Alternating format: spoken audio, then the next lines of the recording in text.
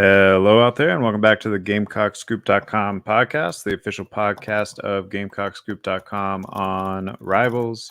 I'm Caleb, joined by Alan, and I heard there's some good news to discuss. Just a little bit. Things have been going pretty well here this week in the portal. We've had 6 commitments. One was not a portal guy, one was a JUCO guy, but 6 commitments since Sunday. I believe you put out a stat yesterday that they didn't get their first commitment until December 18th last year. Yeah, it was Gargiulo was the first one. A little ahead of schedule. We'll get into all of those guys, kind of break down the impact that they could make. And I guess just how the general strategy seems to be working so far this year versus years past. Before we get too far into that, let's talk a little bit of 2024 recruiting. Like I said, one of those guys was more of a traditional 2024 recruit, although he was JUCO. That was Jerome Simmons, defensive tackle. Good depth piece, I think. Someone that can definitely make an impact early. I don't know that he is necessarily starting over any of the guys you have on campus right now, but I think he could make his way into the rotation for sure. We were talking a little bit before we got on here, and this will be kind of a theme as we talk about some of these other guys that they've landed or are still in the boat for. It definitely seems like they want to make the 3-3-5 a little bit more of their core concept. I mean, that doesn't mean that they're not going to run the 4-2-5 still. I think they'll do a little bit of both. I think they have guys that can be both, but really kind of have a deep defensive tackle room at this point and could get even deeper before it's all said and done. Yeah, I think that's kind of your takeaway there with Simmons, and also one other player we're going to talk about later is just you feel good about what you have at defensive tackle up top. You have Boogie back, you have Tonka back, you have TJ Sanders back, but you lost Felix Hicks and you lost DeAndre Martin. Your bodies were just thin there at that point, so just adding two defensive tackles in the portal, including a JUCO guy.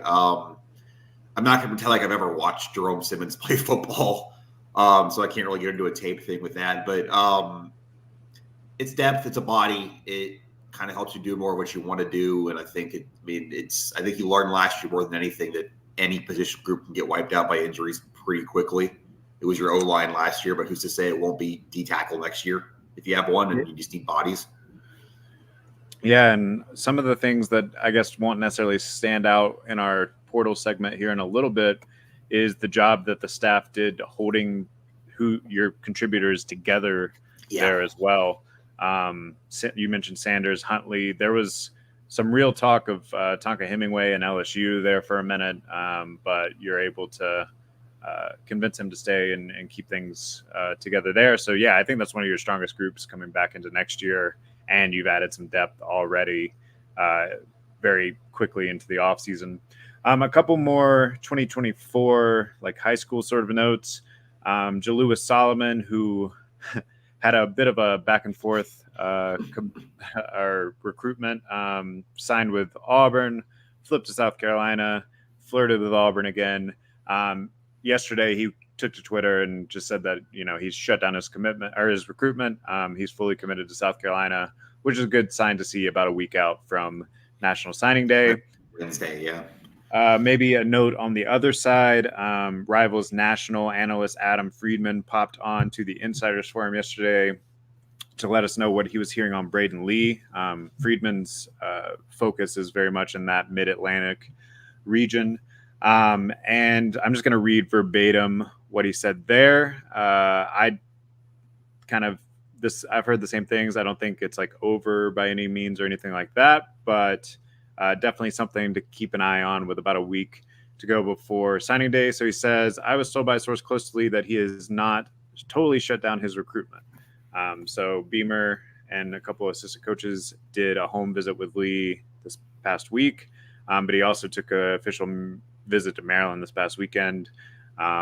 Still listening to those guys at Maryland. So, we've seen this before where Maryland and South Carolina have a little bit of a rivalry budding, at least on the recruiting trail. A lot of that has to do with Beamer's emphasis on that DMV area. Obviously, this is a big-time DMV recruit. He went to the same high school as Desmond Zulu, current South Carolina edge. So it'll be interesting to see if anything changes in the next week there. But at least you won't be totally surprised, I guess, if things do go the other way. I think that would hurt because I do think, particularly, I think Lee could play some corner pretty early. That's one of your thinner positions on defense right now. I mean, you do have some talent there. It's just a lot of unproven talent. So we'll have to see how that plays out. Yeah, we'll have full signing day coverage next week, give you all the early enrollees, give you an idea of when they'll be on campus. Most of the class is expected to be there a little bit early. And I guess just one more note as we transition into talking about these portal ads.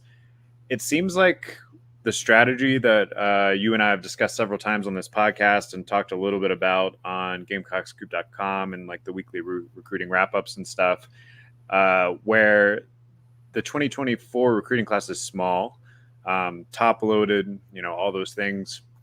And we talked about how they seemingly weren't getting into bidding wars for anyone that was kind of on the bubble there. And we were hoping that meant that they were kind of holding off and holding on to some NIL funds for the portal. Well, if this past week is any indication, it seems like maybe that is what's gone on there, which to me, that makes a lot of sense, right?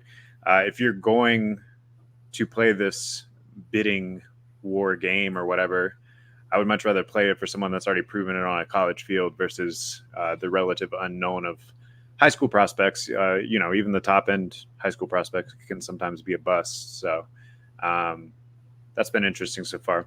All right, let's run down the 5 portal commitments really quick.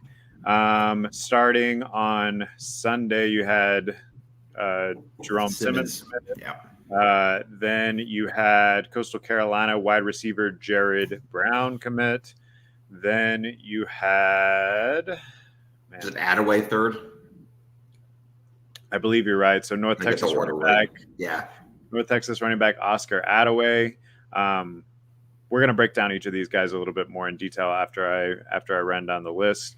Then you had Rocket Sanders was the fourth. And Rocket Sanders, although I guess he didn't officially come out on Twitter until last.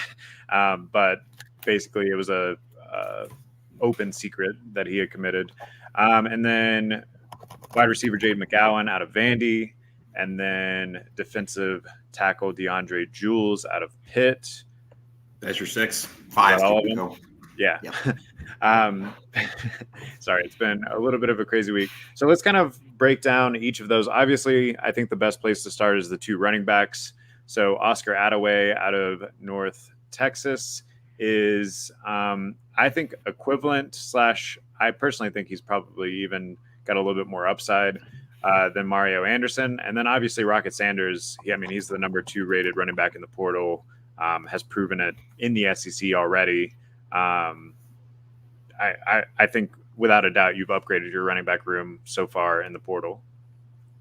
I said yesterday on Twitter, Alan2_Cole, if you want to follow me, that other than Spencer Rattler, Rocket was the biggest portal ad of the Shane Beamer era. Do you agree with that? Yeah, I think yeah. I guess maybe Juice Wells could be in the argument. But you didn't know at the time what right. Juice was going to be. You already know what Rocket is. He's a 1,400-yard rusher in 2022. I know he got hurt in 23. He wasn't himself this past season. Things kind of went away at Arkansas. But a healthy Rocket Sanders is a potential All-American. And I don't say that lightly. He is that good. He proved it in 2022. I think another angle on this, too, is if Lenora Sellers is your quarterback, which it seems like it's trending in that direction, although we're going to talk a little bit more quarterback later in the show, I think. You saw what Rocket can do, kind of doing some of the zone read stuff, the RPO stuff with KJ Jefferson at Arkansas. I don't want to say Lenora Sellers is KJ Jefferson. That's not fair to Lenoris, but you kind of saw Lenoris running some of that this year already. They used the package against Kentucky. He scored a touchdown on that against Vanderbilt. You have pieces in place for an offense that was already pretty successful in the SEC not that long ago, and kind of a blueprint there. Your offensive line's got to be good. Arkansas had a very good line 2 years ago, but it kind of tracks. You can see the idea very clearly, and I think that's, if not the biggest, other than Rattler, it's probably the most exciting if you're a South Carolina fan, other than Rattler, that they've gotten in the portal era. Especially, I think, just given the frustrations of running back the Yep. last 2 years, you have to just feel like, okay, you finally have, at least for 1 year, because Rocket Sanders only has, I believe, 1 year left to play. It might be two. COVID years still messing with us. Um, but yeah, I think you just finally kind of breathe out a sigh of relief, at least at that position. And Attaway, again, I don't think is any slouch on his own terms. He also has kind of dealt with injuries, which has limited him a little bit, but he's still over 3 years is now 15th in North Texas history. He's compiled 1,935 rushing yards throughout his career there. He never hit the 1,000-yard mark, but he's gone over 500 yards all three times that he's played significantly. But he has had two season-ending injuries, I believe. One was an ACL, but he bounced back and had a pretty productive year again this year too. So I think, if you can keep both guys healthy, look out. You have one of the best running back rooms that you may have ever had. If you can at least keep one healthy, or they can stagger each other with their injuries or whatever, I think you're obviously looking at a much better situation. And that's not even to mention DJ Braswell, still going through this recruitment thing with Daniel Hill, keeps going back and forth and everything else. Yeah, Matthew Fuller, who obviously I think really blew up his senior year and showed that he was a little underrated after he had committed. So yeah, I think you feel pretty good. Juju McDowell, we didn't even mention him, but what does this do for him? You can kind of get him involved in the passing game more. You can use him more out. You can use him more as like a change of pace guy than the every down guy. I think this is going to help Juju more than anything too. Yeah, I agree. Kind of let him play that role that he played his first couple of seasons here, where you insert him in and it's not putting him in a no-win situation, I guess. On the other side, wide receiver obviously was a big point of emphasis after Juice Wells left. We have heard a little bit of smoke, I guess, that there's still some contact going on with Juice Wells. Twitter has responded in interesting ways to those rumors. Everybody's rational and fine. And if you also want to be rational and fine, there's an insider's forum on Gamecocks.com. You're welcome to be rational and fine there. Yeah. So we'll see how that plays out. But we already know that there are two new wide receivers in the boat. Jared Brown out of Coastal, who I think has really good upside. He still has 2 years of eligibility remaining. Had 789 receiving yards and 6 touchdowns as a sophomore. And then basically the same thing, 740 yards and 4 touchdowns last year. I don't know that he's like an alpha guy, but he's definitely a healthy part of a rebuilding wide receiver room. And the same for Jaden McGowan, who I think very much projects very similar to the way that Amarian Brown did, a little undersized, but very speedy. As far as I can tell, this is kind of like his dream. He's from Lawrence. He was very happy to come back to the state. I heard there was a little bit of like back and forth on NIL negotiations, but that's going to happen. And if you're a kid that can make some money, it's kind of in your best interest to push that as far as you can. So don't really blame him there. So yeah, I mean, I think that the wide receiver room still needs that elite number one guy. And we can talk about who's still on the board that might fit that role, including maybe getting Juice back. But I do think these are two very solid pieces to add to that room. I'm going to start with Jared Brown. That was a kid. I'll be honest. I covered him in high school a little bit when I was still in Georgia. That was 3 years ago now, but I kind of thought he should have had more uppers in Coastal then.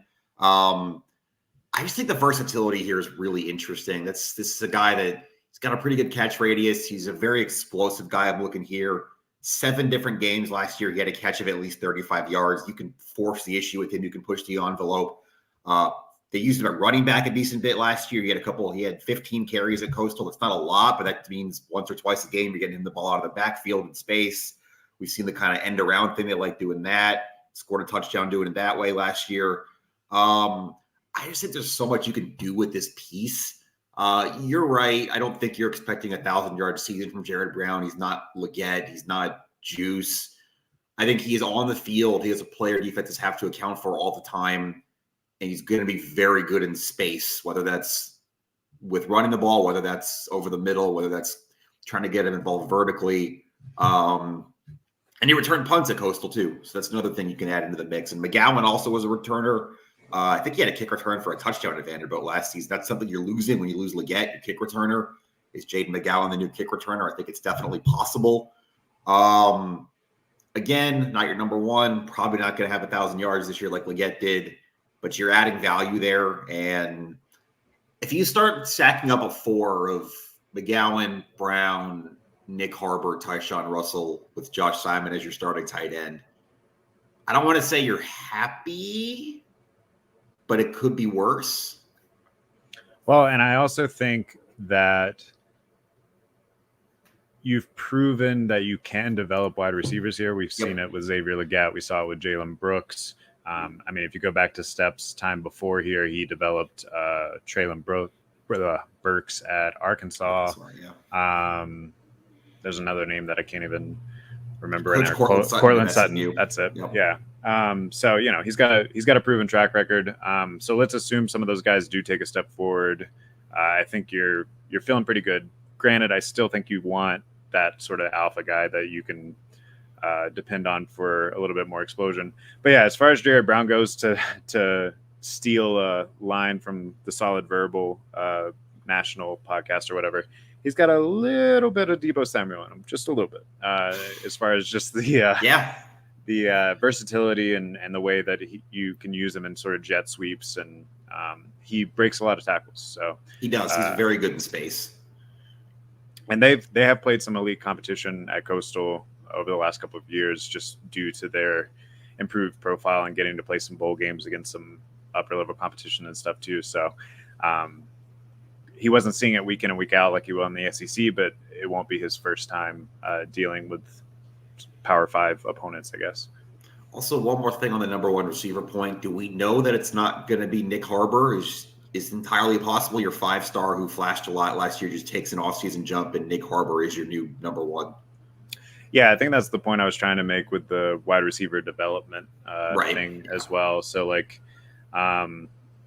we talked kind of throughout the year, but it seems like as soon as Harbor figures out that he's 6'5", and can use that frame to sort of box out and stuff, the sky is the limit for him for sure. And people do need to keep in mind that even though he was a 5-star, he didn't play wide receiver at all before arriving at South Carolina. He played tight end and defensive end in high school. So I think they have him in the right spot, and he could develop into, obviously we keep making comparisons to people that have been there and done that, and don't want to put too much pressure on someone that's not there yet. But he's got a DK Metcalf sort of frame and freakishness to him, and the way that he can move that frame is just putting it all together, getting the technique down, all those sorts of things. So it's very, very possible. We already talked a little bit about the defensive line, but I do think you got a good pickup yesterday in defensive tackle DeAndre Jules. Stats aren't super eye-popping, but usually they're not if you've been playing in the interior. It's more the stuff that doesn't show up on the stat sheet. I believe you said, maybe his best attribute is just that he started for a Power 5 team for 12 games this past year. Obviously he's kind of proven that he belongs on the field with the elite of the country. Another body in there, another guy who's played big snaps, guy who's got a lot of college football under his belt. He's a grad transfer, so only 1 year of eligibility there, but he's played a ton of college football. 4 years of experience. He's been around a lot of good D linemen at Pitt. Again, I don't think you just brought Aaron Donald to the transfer portal, but it's another body. You need those up front. I don't have anything bad to say about it. I think you got to take that for what it is, which is helpful. And I still think if you're going to transition into what you still have to do after getting 6 players in 4 days, I still think you need an edge or two. You got to find some pressure from the outside on the portal, at least another body out there. We know that's something the staff looked at a lot, even after the winter portal window last year, adding Jatius Gear in the spring and Drew Tuazama in August. I think, to me, other than what maybe another wide receiver, which we already talked about, that's still your biggest need left in the portal? Yeah, and I guess we didn't even mention this, but because it broke after we did our visitors talk last week, I put it on the Insiders Forum on GamecocksScoop.com, which is why you should definitely follow that so you get up to the date information in between podcasts. But the Overton brothers from Texas A&M, including LT Overton, who was the number, he was like a top 5 prospect in 2022, were on campus this past week. I mean, I heard things went well. I don't. We'll see how that goes. You know, like they still have a lot more visits and options and all those things. But that's another name on the defensive line to kind of keep in mind. And then if we transition to talk a little bit about edge, which I do think they could really use an edge player, Georgia Tech defensive lineman Kyle Kennard. I think he's supposed to be in today's Thursday today. So I mean, we'll see how that goes. Gotta hear on the back end, but he had 6 sacks last season, 11 tackles for a loss. And you know, obviously another Power 5 program. I don't know. It's going to be unlikely that you find like a true elite sort of edge guy in the portal. Those guys don't move around very much, and if they do, they're very expensive. But it seems like that could be a potential good depth piece, and you need at least 1 or 2 more of those as you continue to develop Desmond Zulu, who was a 4-star edge and needed to put on some weight, and then Dylan Stewart, who of course is a 5-star, but even so, I mean, it's still hard to make an impact as a true freshman. Very few people do. Yeah, and then one other name is going to be on campus this weekend. I think I wanted to shout out is Monroe Mills from Texas Tech. That's the 6'6", 315 offensive tackle, Power 5 offensive tackle who started at another Power 5 school, who's in the portal. I think that kind of says it all right there. That you just, if you can get him in there, that's more depth for a position you desperately need depth in. What does that mean for shuffling? Jalen Nichols back next year, we presume. You obviously have Big Tree at left tackle. I believe Mills played right tackle at Texas Tech, so maybe that's your plug and play right there. Maybe you move other things around. Nichols interior. I do still think you could probably do with the other offensive linemen in the portal at some point, especially still not fully knowing if Gargiulo is going to get his medical waiver for 7th year. So that's another one to keep an eye on. Yeah, agreed. I think a lot of the offensive line stuff is going to work itself out in the form of high school recruits and injuries and the freshmen getting another year in the weight room and all those sorts of things. But I do still think you probably want to bring in a veteran or 2 just to fill out the depth. We've seen a few names pop up there. There was a kid from Furman. Got an offer yesterday. Yep. There was another Ivy League kid. I haven't. Obviously, those aren't the flashy headlines or whatever, so I haven't done the deep dive on that just yet. But yeah, I fully expect them to. San Jose State kid had an offer. Carmona. That was last week. Yeah, I fully expect them to get an offensive lineman or 2 just to fill in some bodies there.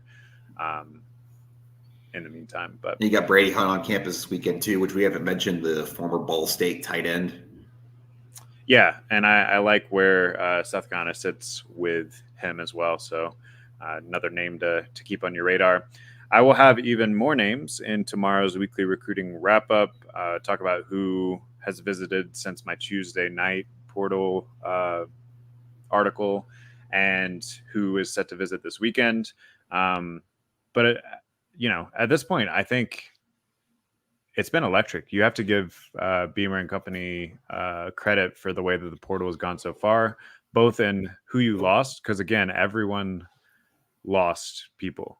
That is just going to happen across the board every single year. Go ahead and prepare people that you love and you can't believe that they would leave, and it doesn't make sense for them to leave, are going to leave. It just is. It doesn't always work out either. We're kind of hearing that the Mario Anderson thing, maybe he got some bad intel. We'll see. We'll see how that goes. Maybe he signs with a national championship contender tomorrow, but everything I've heard sounds like that's not necessarily going to happen. But anyway, I think you trade Mario Anderson for Rocket Sanders and Attaway 10 out of 10 times. We'll see how the wide receiver thing shakes out. Obviously, Wells hurts. But outside of that, I think that's the takeaway.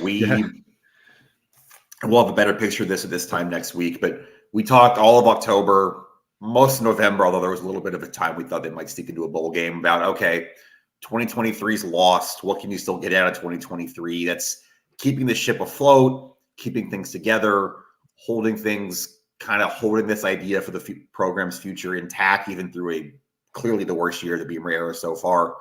We talked a lot about, okay, it's going to be two things. It's going to be holding it together in the portal and keeping this signing class together through signing day.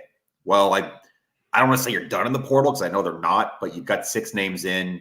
You kept most of your team intact. We didn't mention Mitch Jeter. He's off to Notre Dame now, but you have a kicker of your recruiting class in Mason Love, and Alex Herrera is still there. So I think you're going to be okay at kicker. You kept all 3 of those defensive tackles. O'Donnell Fortune flirted with Florida. We know he's back. I mean, other than Juice and Mitch, you didn't lose anybody who was going to start next year, I don't think. I guess Mario would have, but not anymore with Rocket and Attaway there. So yeah, maybe Omega Blake, but again, I don't know that Omega Blake is significantly better than the 2 wide receivers you just picked up. So yeah, the question is, can you find your Juice replacement, or is your Juice replacement Juice all along? You held it together, and we'll see about that signing class. How much of that gets over the finish line, at least through the early period on Wednesday. And I actually think that you're in pretty good shape with pretty much everyone. The only potential flip that I've heard about is Braden Lee. That's one to kind of keep an eye on, and that would hurt, but it's not the end of the world. You've done pretty well in DB recruiting. You have a DB that I think you're leading with, and Jelon Kilgore's brother, Gerald Kilgore. Oh, yeah, we didn't even mention him portal-wise. Yeah, another portal guy that visited. South Carolina's in the top 3 with West Virginia and Florida Atlantic. Yes. So, yeah, I think you're in good shape, and I think this is just the first portal period. We did see a couple of spring additions last year as well. So I think you have to feel optimistic at this point. And also worth noting that players can't enter the portal after January 2nd, I believe, but you can still sign players that are in. You just the pool's just not going to get bigger. Right. And yeah, I guess if you want to be cautiously optimistic, there's still 2 weeks for some weird stuff to happen with South Carolina players and all those sorts of things. Hopefully not, but all right, let's bring some levity to the situation. So the 2024 schedule came out last night for South Carolina. We've been talking about the upgrades that they've made for the 2024 season, which I think are true. I think already, if everything just kind of locks into place, you probably feel better across the board with your 2024 roster than your 2023 roster. But let me really quickly run down the schedule as it was announced last night, and then we can kind of break down game by game or some of the things that stand out for us. So you open up the season at home versus Old Dominion. Nice. Should be a win. Should be a warm-up game, which, of course, you did not get this past season, having that neutral site game against North Carolina. Week 2 at Kentucky, and then week 3 at home versus LSU, and then week 4 at home versus Akron. So those first 4 games, I mean, that LSU game is obviously going to be tough, but not terrible. That seems like a stretch that you could realistically come out of 3-1, and if everything clicks on this roster immediately, maybe 4-0. I think that's the best time to catch LSU. Is just they are going to lose the Heisman Trophy winner quarterback and have to replace him. And that I know they have a big week 1 neutral site game, but that is their first. Whoever the new quarterback is, that'll be his first true road game. That game at South Carolina. Yeah, and as we've seen, for years now, Williams-Brice is not the most fun atmosphere for people to play in their first game, especially if you are coming off a win at Kentucky. We'll see. But if you start out 2-0 and have LSU at home with a new quarterback, some weird things could happen. Then you run into your first bye week. So there are 2 bye weeks for the 2024 season with the expanded schedule. Or the expanded SEC schedule. October 5th. And then it gets tough. Yeah. this stretch is really going to make or break the 2024 season. These next 4 games. So October 5th, you're at home versus Ole Miss. They are kind of like you in the sense of you kind of know what you have from last year, but also they're always active in the portal. We'll see what that team looks like at that point, October 5th. Then you have to go back to back, and this is the really brutal part, to Alabama on October 12th, and then to Oklahoma on October 19th. Luckily, you get a bye week right after that, but yikes, that's going to be tough. Remember, we thought at Mizzou and at A&M was a tough road back-to-back for last season's schedule, and at the same time of year was late October. Yeah, and I think that's one of our takeaways is that October is tough once again. You get your second bye week after that, which is a little bit of a reprieve. And then I do think that they gave you a break a little bit because they put you on that 2-game brutal road stretch. The rest of the way, you get home versus Texas A&M, at Vanderbilt, which, never that scary of a place to play, home versus Missouri, home versus Wofford, and then you'll end the season at Clemson, which, of course, flips every year regardless. So let's look at the road games real quick. You're at Kentucky, at Vanderbilt, at Clemson, which is whatever. But that 2-game road stretch at Alabama and at Oklahoma is just really, really brutal. Other than that, all right, I guess, what do you want to say about that? And then other than that, what else stands out to you about this schedule? I don't have a ton to add to the Alabama-Oklahoma thing. That's about as tough of a back-to-back as any team in the country is going to have next year, just doing that 2 straight road weeks. I don't have much to add there. My kind of takeaway, I guess, is it kind of goes back to what you said about Kentucky and LSU, but I think you're 2-2 minimum at the first bye because you're going to beat Old Dominion and Akron. If you find a way to split Kentucky, LSU, and you're 3-1 going into that first bye, I think you're feeling good going into a pretty big game against Ole Miss coming out of that bye.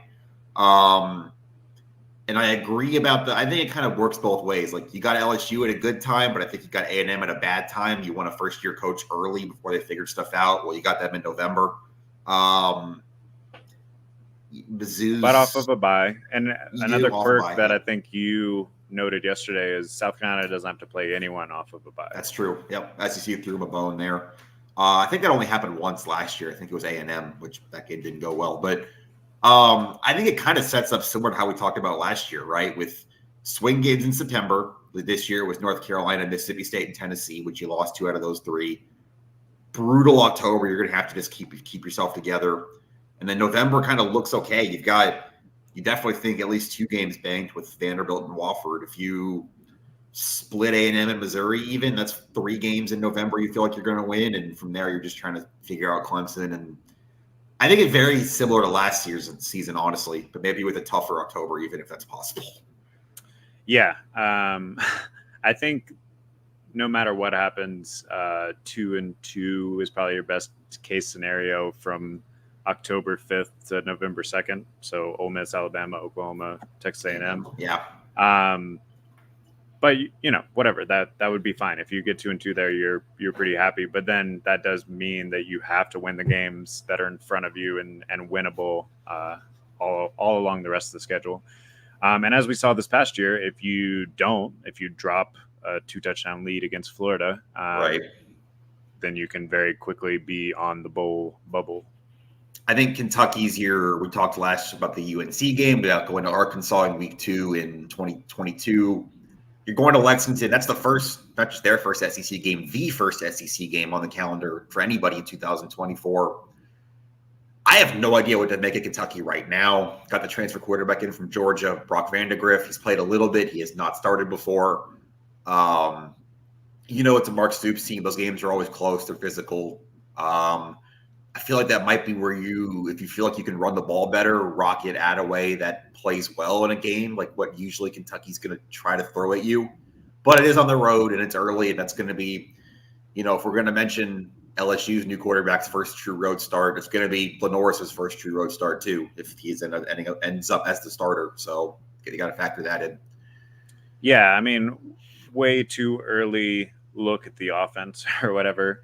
I think as productive as the offense was this year at times, two things were sorely lacking, which was offensive line depth, obviously, which was a problem in both the run game and pass game all season long. I think that automatically is going to be much better next year. And then the second thing was, even when your offensive line was sort of functioning, you just didn't have the Jimmies and Joes at running back. And I think you have that in spades now, at least comparatively.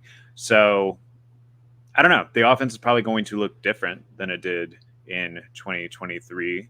But I think you have the stage set for a lot more balance, even if you don't have Lenore Sellers chucking it around at an NFL level like Spencer Rattler did through most of this year. Well, and that's the other thing about having what you feel like is a swing game in week 2. I mean, knock on wood, barring camp stuff, spring game stuff, our Old Dominion stuff, you're going to be pretty healthy.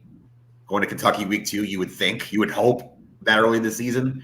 So you're going to have a full chamber to work with there. That just feels like one of those games that if you win it, you're already talking about, oh, is this going to be one of those up years? And if you lose, it's going to be a very here we go again from the fan base. I know. I kind of talked about when we were texting about it last night, LSU is like the Arkansas or North Carolina game, but actually I feel like it's that Kentucky road trip that starts to shape the direction of your season.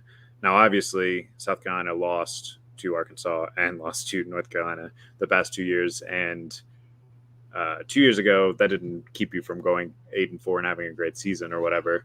Last year, I mean, that was kind of one of those difference-making games between being in a bowl or not.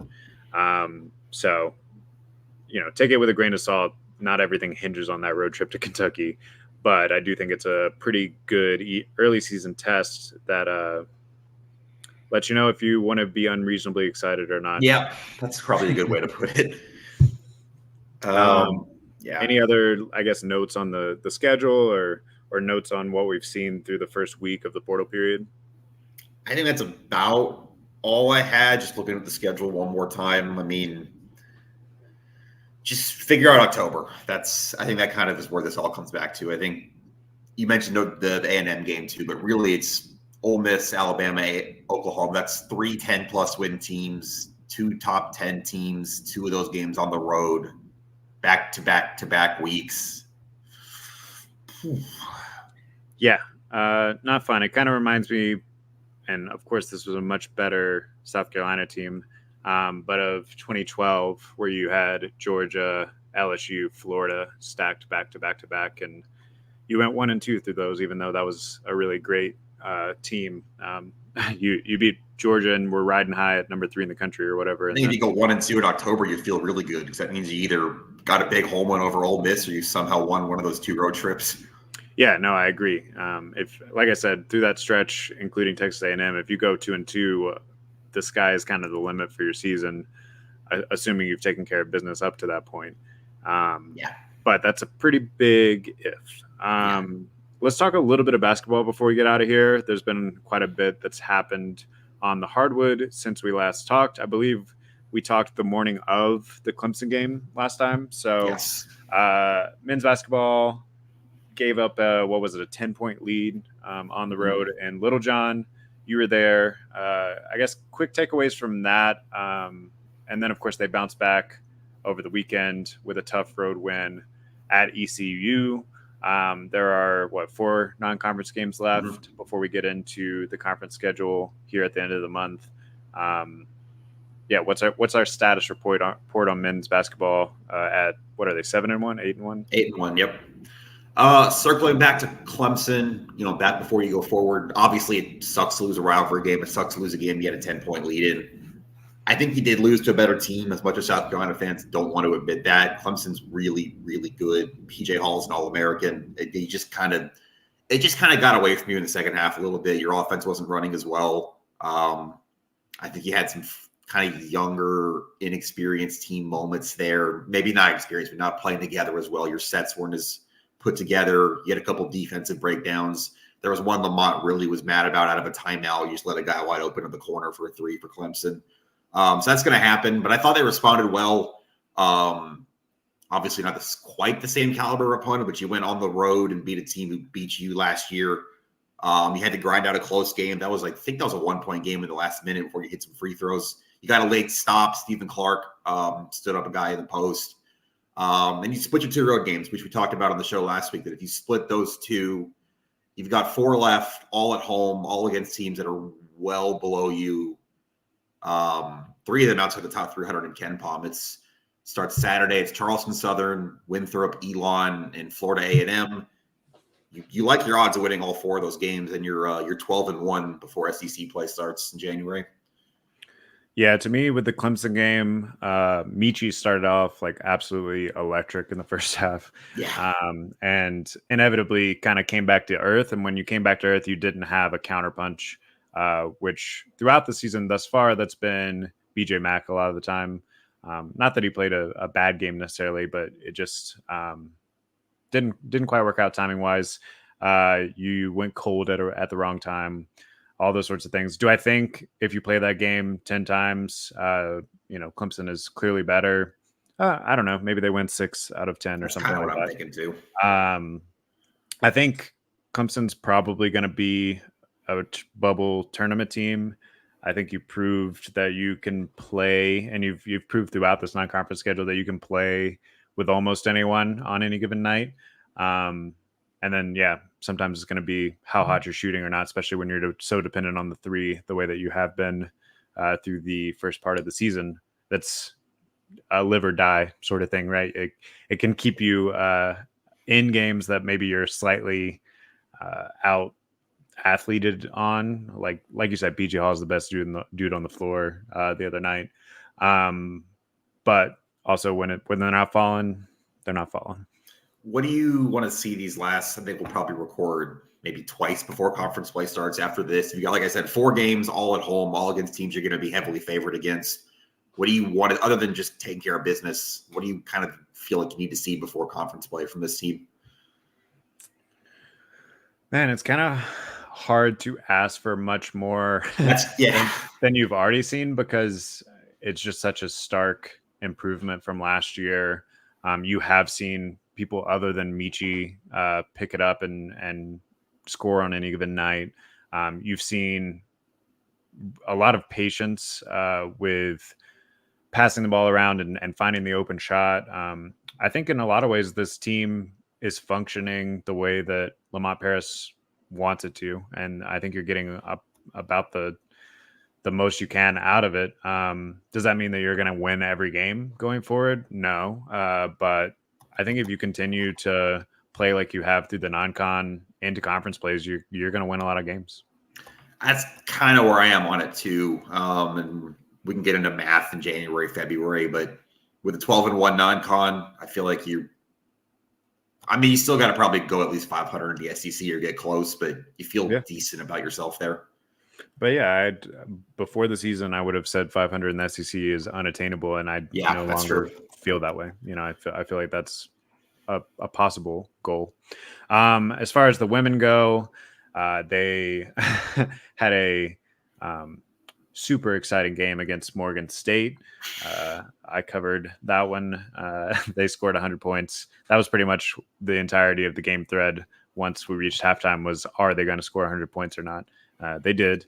I don't even remember the final now. It was like 100. It's a lot to a little or something. Yeah. But then on Sunday, they played against number 11 Utah on a neutral floor game in Connecticut. Was that like some sort of showcase or something? Yeah, there was 2 other games there. Gotcha. That was a really interesting game, I thought, because Utah had maybe the best player on the floor and Lil, is that how you say her name? Alyssa Peely, I think so you say her name. Peely. Yeah. I just like put her first and last name together. Anyway, Peely, who scored like 40 points. I can't remember her exact stat line off the top of my head, but South Carolina didn't have an answer for her the entire time. But they kind of proved that they had the better overall team, despite maybe Utah having the best overall player in the game or the most productive overall player in the game. And they led wire to wire despite several runs from Utah and several moments where Peely looked to take over the game. they still out rebounded, even though Peely got her own share. And it was an interesting game. I think another test that you passed if you're the women's basketball team. And we've talked about, we don't think that they're probably going to go undefeated throughout the year, but they keep getting up for these games. Yeah. And they keep getting up for these games that are against the top flight opponents that could potentially beat them. So yeah, I kind of think that's your takeaway, is just you're 9 games in, and now you've played the top 15 or 20 of the top 15 played them, and you won all of them, 2 of them on the road.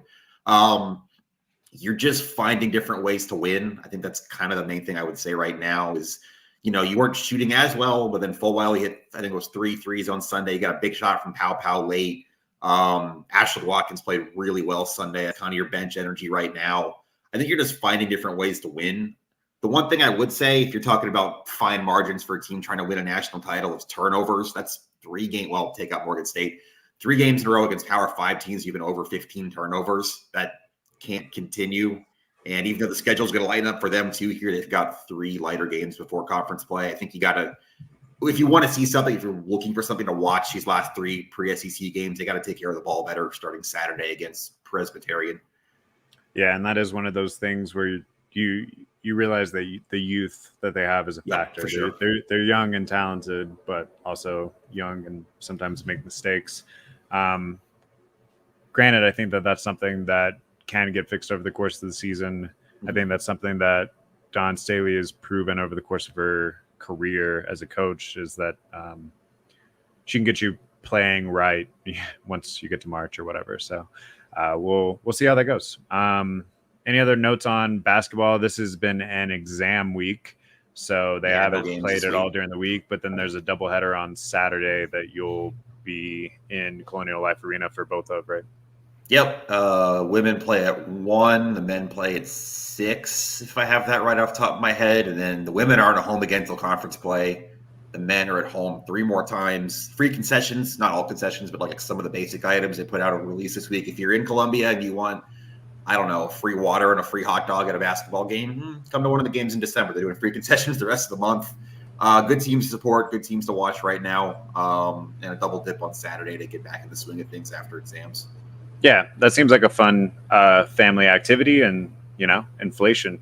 Get that free hot dog. Yeah, for sure. And Saturday you're likely to see 2 wins. So if you like to see wins, so yeah, the women are playing Presbyterian at 1 Eastern on Saturday. You can keep up with the game thread and see if they score 100 on the Insiders Forum on GameCocksScoop.com. And then men's basketball has Charleston Southern at 6 Eastern. And that'll be, obviously South Carolina's favored, maybe a little bit closer than the women's game. But y'all get on the Insiders Forum and keep me entertained between games. Gonna have a couple hours to kill there at CLA. Yeah. And then tomorrow I'll have some more portal news, start to look ahead at National Signing Day, and we'll just keep it rolling on GameCocksScoop.com. We'll be back here next week to talk about everything that's transpired, which is a lot this time of year. Yeah. Until next time, this has been the GameCocksScoop.com podcast. We'll see you.